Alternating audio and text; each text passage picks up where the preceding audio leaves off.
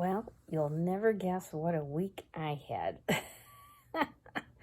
It all started with a tooth extraction last Tuesday. Now, this is Sunday. And so this last Tuesday, I was to go in to have a tooth removed. And I went in, it was cracked. And it was cracked like all the way down. So there wasn't any repairing of it. And it just, it went fine. Had no problems, very little pain. I mean, it was surprising uh, to me that it was. I mean, I did take something for it, but I only had to take something like once, possibly twice for it, and it was fine. And so I came home. I actually was cooking and eating, and everything went fine. And then that evening, I started not feeling so good. And the next morning I got up and I was so nauseous. I just couldn't even eat. I couldn't drink.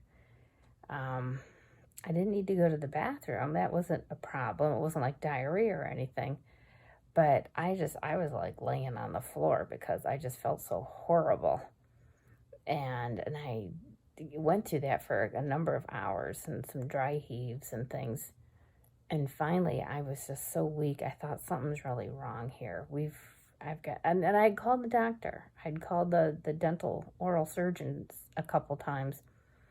And they said, well, sometimes people get nausea, because I did have them put me under for the surgery. So there's a medication you can take and it dissolves under your tongue and it helps. And it helped a bit, but it just would come back with a vengeance. It never totally went away. It just kind of made it a little better, but I still felt so awful. And after a few more hours, I finally said to my husband, I said, we've got to go. We got to, go to the emergency or call 911, something. I just had that feeling, that not good feeling that this was going really too far. And he said, let's go to urgent care, which we did, which isn't far from here. And we walked in. There was probably like 8 people in the waiting room. And I remember thinking, there's no way I can wait this long. I don't feel good. And it was beyond not feeling good. And I sat down in the chair. We'd signed in and I sat down at the chair. And I just kept thinking, boy, that floor looks so good. Because at home, when I was home here, I laid on the floor because that's kind of like, it feels like the most stable, safe place to be. And I just kept thinking, that floor looks so good. And I just got out of my chair and laid down on the floor of the urgent care. It was just like, yuck. But at the time, I didn't care. I just knew I didn't have enough strength to stay upright in a chair. And that got everybody moving. I tell you, the nurses came running and they got the wheelchair and I got pushed to the head of the line. So that was kind of nifty. Not that was my idea, but it was just at the time I just knew I couldn't stay in that chair. So they took me back and asked me a bunch of questions and they knew that whatever I had going on was way out of their league. And so they called an ambulance. First time in an ambulance.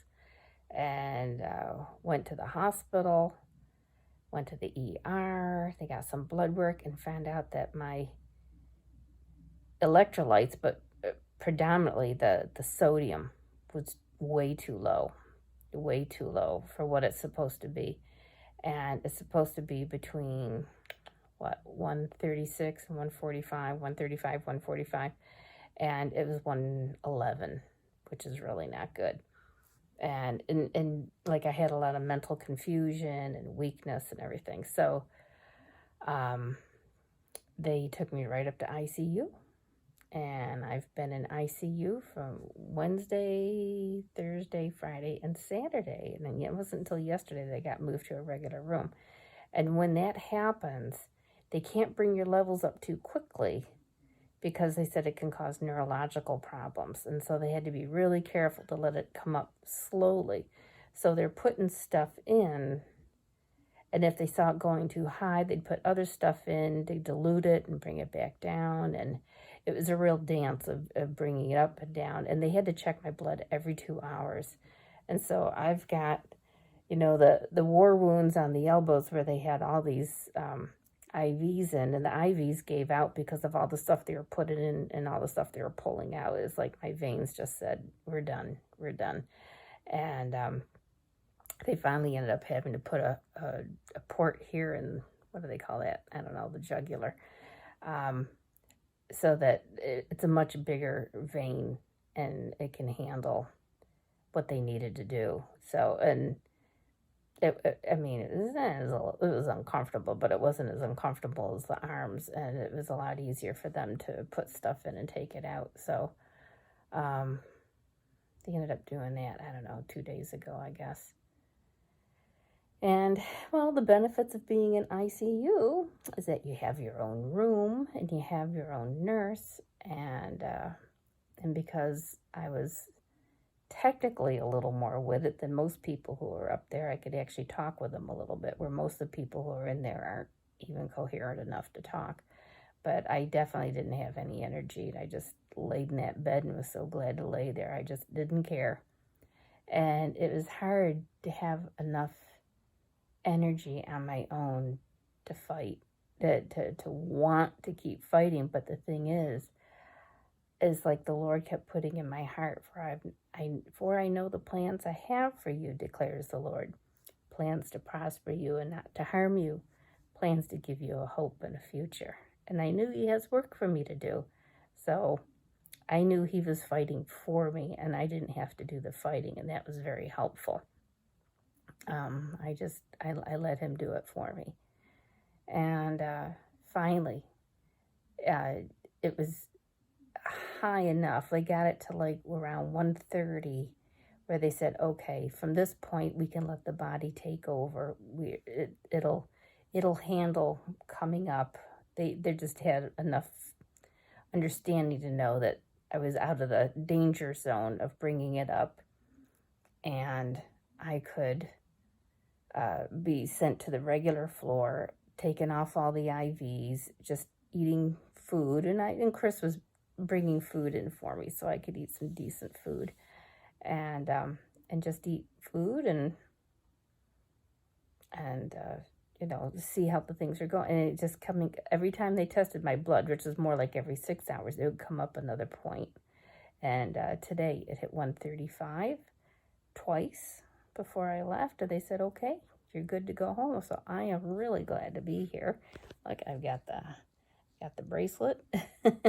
I've got the badge of honor to show I was there. But you know what? There is a time and a place for going to the hospital. And I know over the years I've really wanted to avoid doctors as much as possible, hospitals as much as possible, because there are things that we can do naturally to take care of us, but sometimes it's even beyond. When it's that acute, sometimes you need help, and I needed help. So I'm glad I went, and I'm glad they were there for me to help me.